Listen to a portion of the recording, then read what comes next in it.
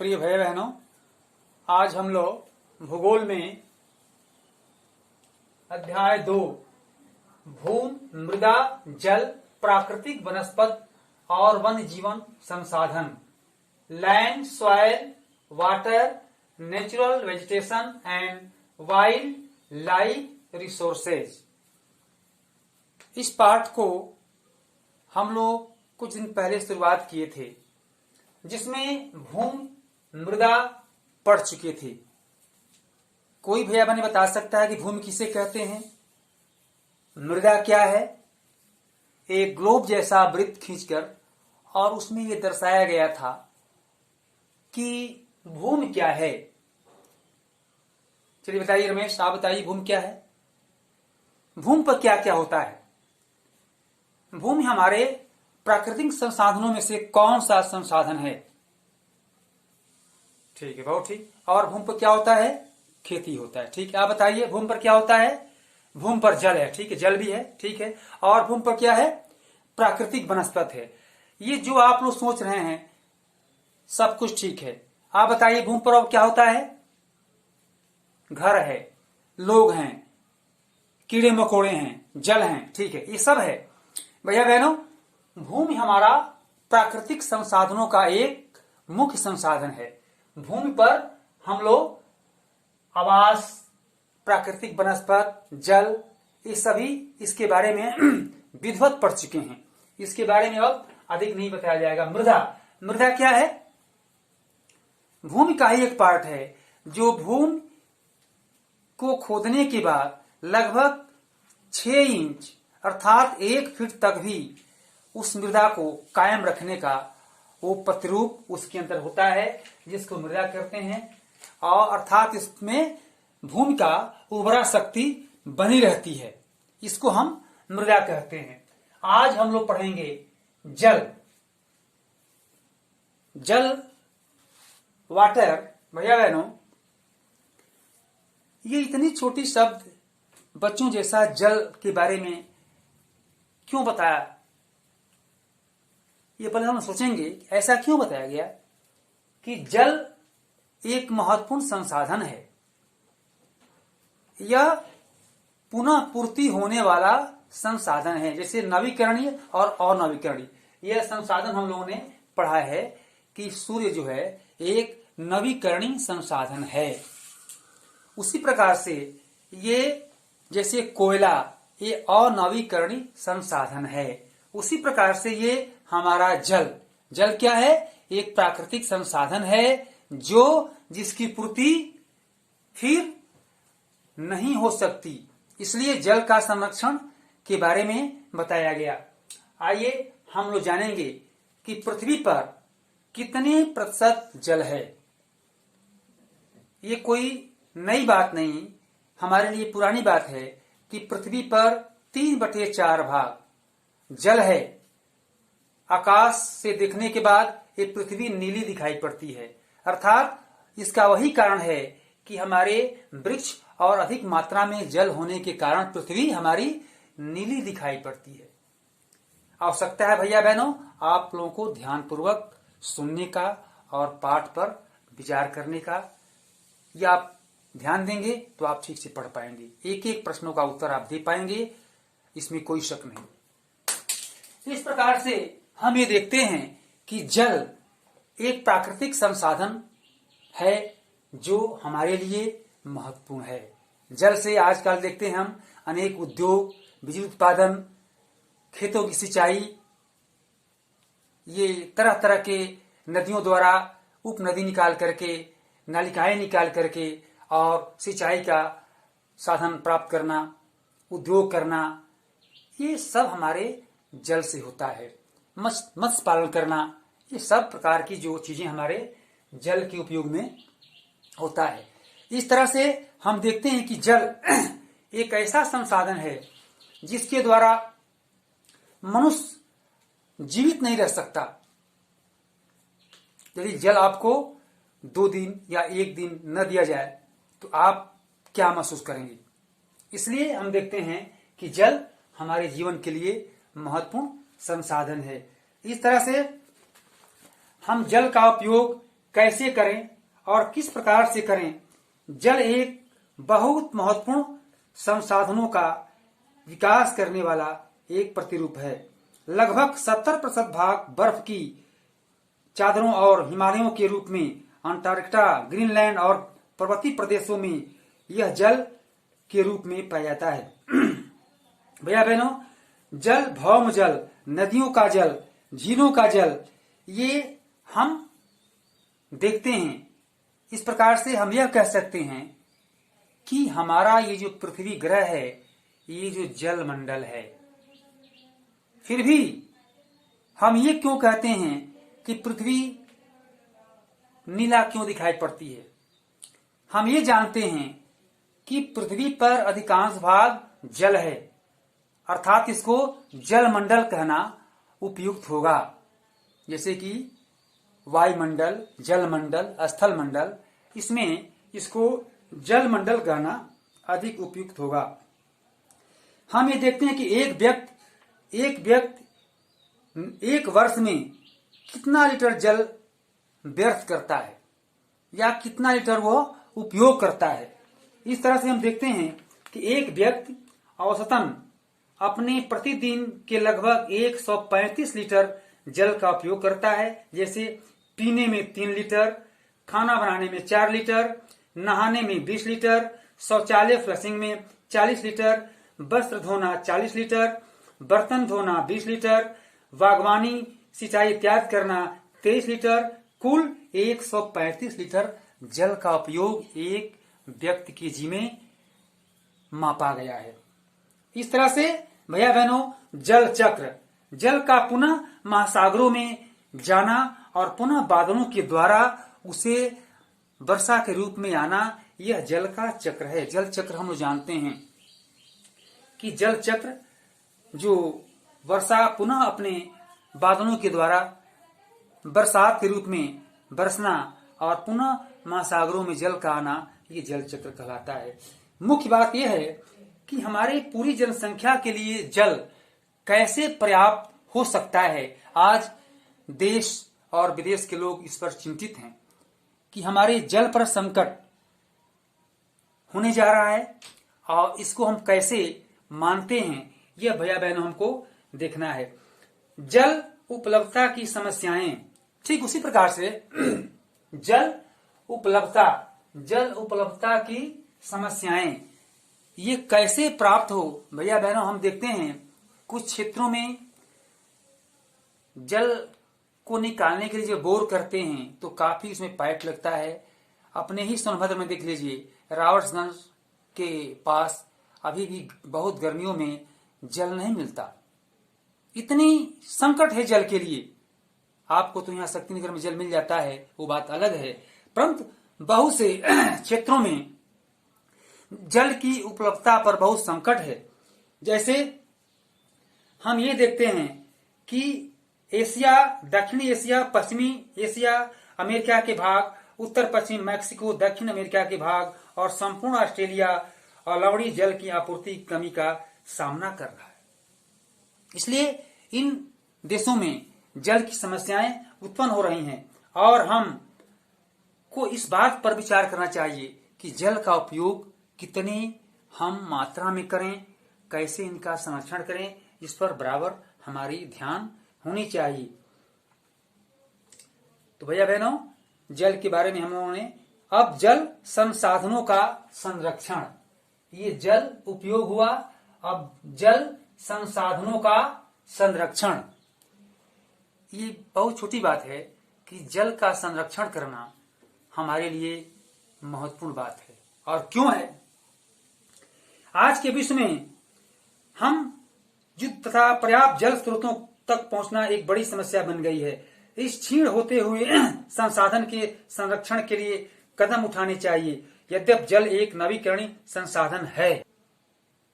हाँ, देखिए, ये जल उपयोग पढ़ा, प्राकृतिक वनस्पत, इसकी बात पढ़ेंगे। अब जल संसाधनों का संरक्षण।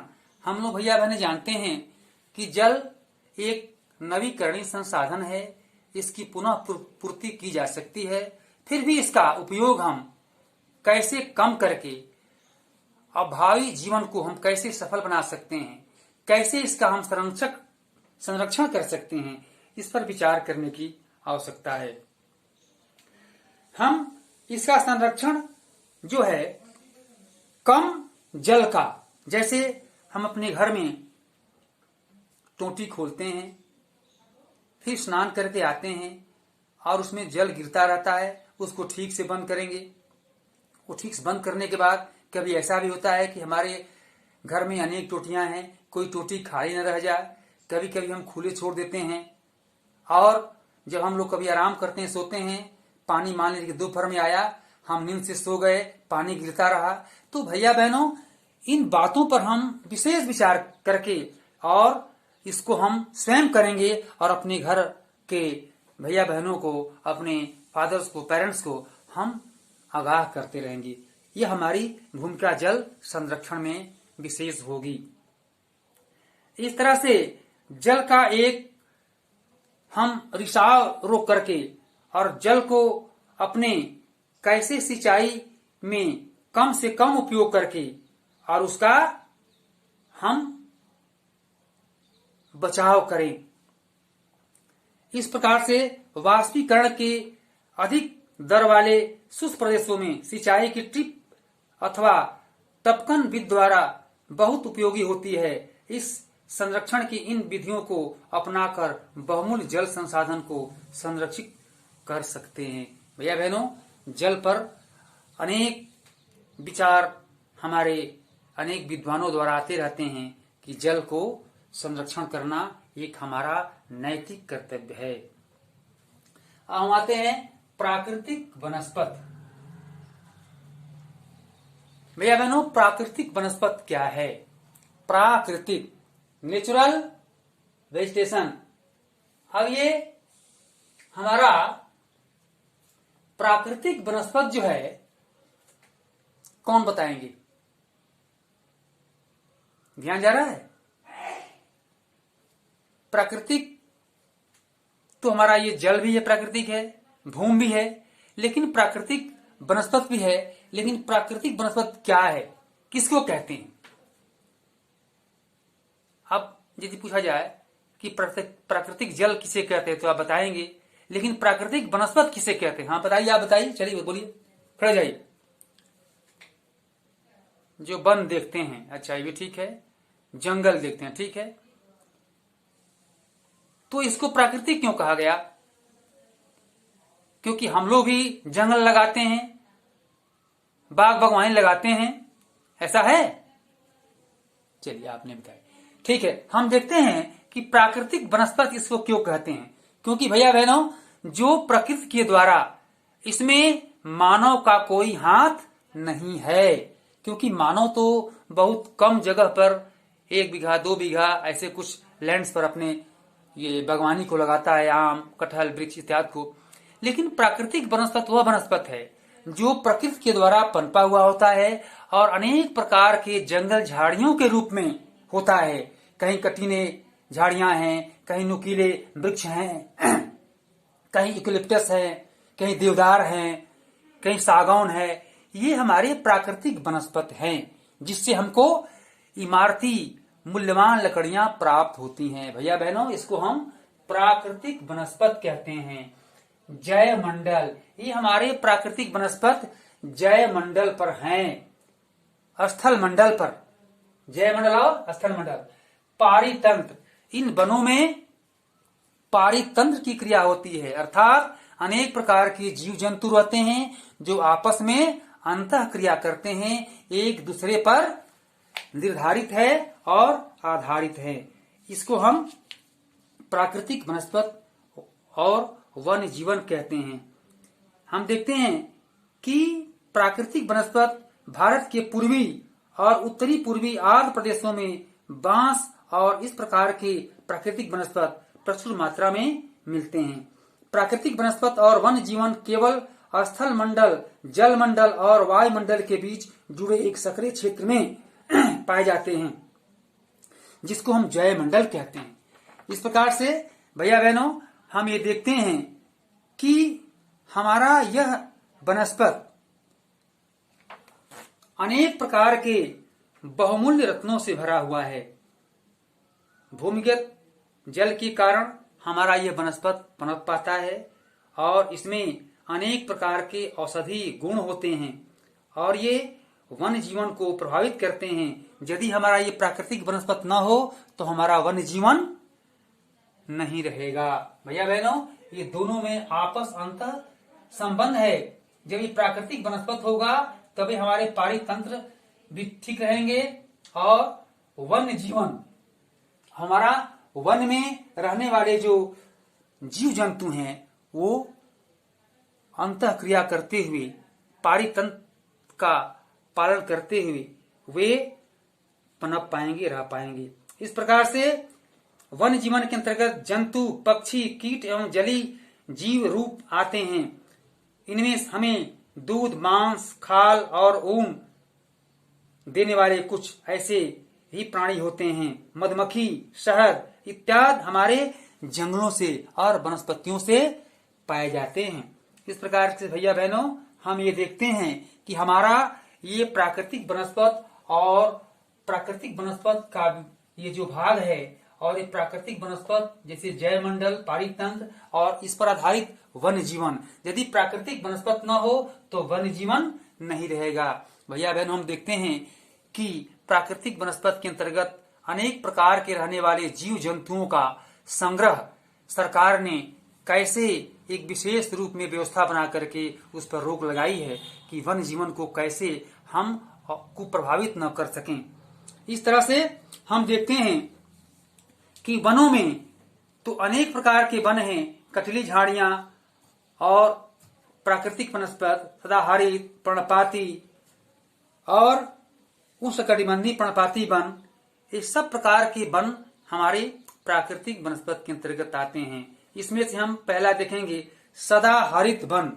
सदाहरित वन भैया बहनों किसे कहते हैं बताएंगे? सदाहरित वन उसे कहते हैं जो भैया बहने जिनके पेड़ पर हमेशा पत्तियां रहती हैं, वो किसी न किसी मौसम में हमेशा वो पत्तियां उसमें लगी रहती हैं और वो अपना सदा हरित भरित रहते हैं।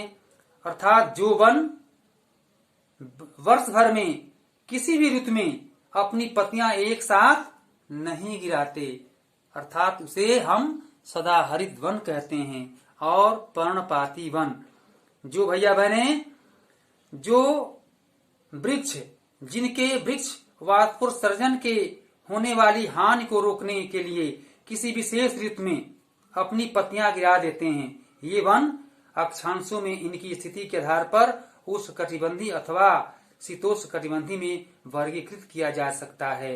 इसको हम पर्णपाती वन कहते हैं। इस प्रकार से भैया बहनों, हमारा ये वन का ये जो विस्तृत क्षेत्र है यह हमारे जीवन को विशेष रूप में प्रभावित करता है। भैया बहनों ध्यान देंगे कि हम इस पाठ को ठीक से तो पढ़ेंगे ही, लेकिन इसका उत्तर लिखने का भी ढंग से प्रयास करेंगे। अभी एक अंतिम हेडिंग हमारा इसमें रहता है कि प्राकृतिक वनस्पत और वन जीवन का संरक्षण। और प्राकृतिक वनस्पत का संरक्षण तो आप जानते हैं कितना हो रहा है। अंधाधुंध वनों की कटाई हो रही है। इससे क्या होता है कि हमारे पृथ्वी पर जलवायु और पर्यावरण में क्या हो रहा है, विभिन्नता हो रहा है। किसी मौसम में किसी प्रकार का मौसम हो रहा है। ये गर्मी का मौसम है तो इसमें ये बरसात की तरह दिखाई पड़ने लगता है। इस प्रकार से हमारे पृथ्वी पर कम से कम वन होने का कारण यह है कि पृथ्वी का संतुलन खराब होता चला जाता है। ऐसे यह हमारा भविष्य होता चला जा रहा है।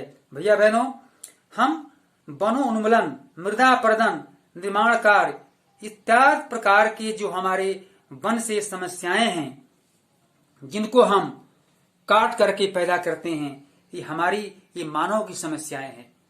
इसलिए हम इसकी सुरक्षा कैसे करेंगे? तो इसको हम कटाई कम करेंगे, इमारती लकड़ियों का कटाई कम करेंगे और हम नए नए वनस्पति लगाएंगे, वन लगाएंगे, पेड़ लगाएंगे। इन विधियों द्वारा हम प्राकृतिक वनस्पति की सुरक्षा संरक्षण कर सकते हैं। संरक्षण का मतलब यह बनो है कि सुरक्षा करना। इसलिए हम वनों को कम उपयोग करके, उनकी कटाई कम करके, वो अगले पार्ट में भी दिखा गया भूमि उपयोग में कि कृषि योग्य भूमि कैसे बना। तो भैया बहनों, वनों की कटाई करके कृषि योग्य भूमि बनाया गया, ये हमारे इतिहास भी कहता है।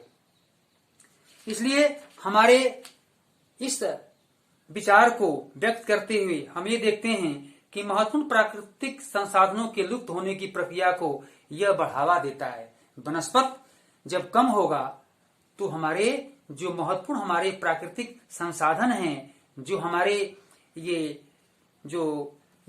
वन के रहने वाले जो पक्षियां हैं, दरियाई घोड़े हैं, तेंदुआ हैं, शुतुरमुर्ग हैं, मोर हैं, मगरमच्छ हैं, ये लुप्त होते चले जा रहे हैं। इसलिए भैया बहनों, इसको मारने पर, इसको शिकार करने पर कानूनी रोक लगाया गया है। इस तरह से यह पाठ समापन की ओर है। राष्ट्रीय उद्यान, हम देखते हैं कि राष्ट्रीय उद्यान किसे कहते हैं।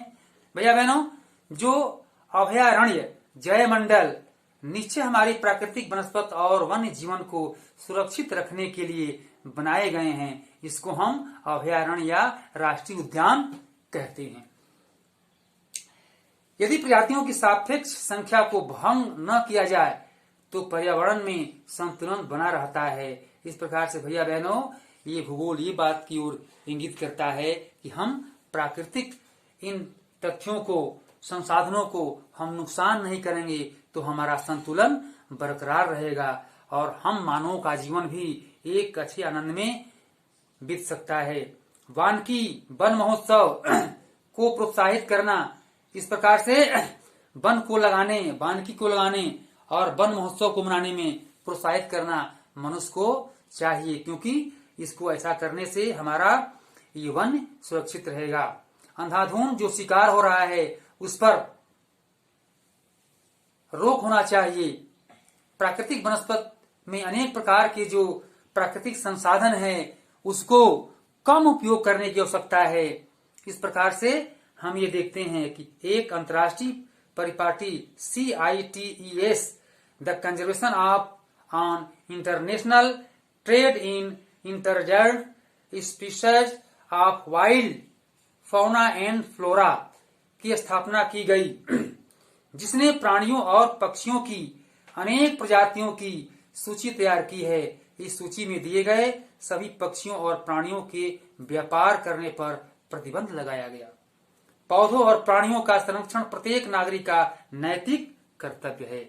इस प्रकार से भैया बहनों, हम देखते हैं कि वास्तव में हमारे वन्य जीवन, हमारे ये प्राकृतिक वनस्पति और वन जीवन का संरक्षण और पारी तंत्र क्या है, पारी तंत्र में से हमारे वन के अंतर्गत एक जीव दूसरे जीव पर कैसे आश्रित हैं, यह हम पाठ में हम लोगों ने ठीक से पढ़ा। इसको आप लोग एक बार और घर पर पढ़ेंगे और बताए गए जो ये आपको दिया गया, ये होमवर्क है जो आपको दिया गया, इसको आप लोग करेंगे। पहला है मृदा निर्माण को प्रभावित करने वाले कारक, जो इस चैप्टर में हम लोग पढ़े हैं पहले सोपान में, जो 5 हैं उसका चित्र बनाइए। ये 5 मृदा के सोपान जो है दिए गए हैं, इसका चित्र आपको बनाना है जैसे इसमें दिया गया है। आप लोग इसको देख लीजिए, इसमें मृदा सोपान का चित्र यहाँ दिया गया है। इसको आप लोग एक बार इंगित किया जा रहा है। ये है ठीक जल के पहले है, बीच में मृदा है और ये 5 प्रकार के ये जो सोपान है इसका चित्र लिखित रूप में बनाएंगे और ये जो इंडिकेशन है ये सारे इसमें विधिवत इसका वर्णन होनी चाहिए। इसके बाद हम देखते हैं दूसरा प्रश्न, एक टपकता नल एक वर्ष में कितना लीटर जल व्यर्थ करता है। ये पाठ के अंत में प्रश्न नहीं है, लेकिन इसको आपको खोजना है। तीसरा, अध्याय पढ़ने के बाद दिए गए विकल्पों को खोज कर जोड़े अर्थात मेल बनाइए। भूमि उपयोग, ह्यूमस, चट्टान बांध, कृषि योग भूमि, मृदा अपरदन को रोकना, कृषि के लिए उपयुक्त भूमि, भूमि का उत्पादनकारी उपयोग, ऊपरी मृदा पर निक्षेपित जैव पदार्थ, और 5वां समुच्च रेखीय जुताई। ये कौन किसका जोड़ा है, ये भैया बहनों इसको आपको बनाना है। इस प्रकार से ये पाठ हम लोगों का संपन्न होता है। फिर हम लोग समय पर तीसरे पाठ पर विचार करेंगे, पढ़ेंगे। धन्यवाद। कितना हो गया देखो तो।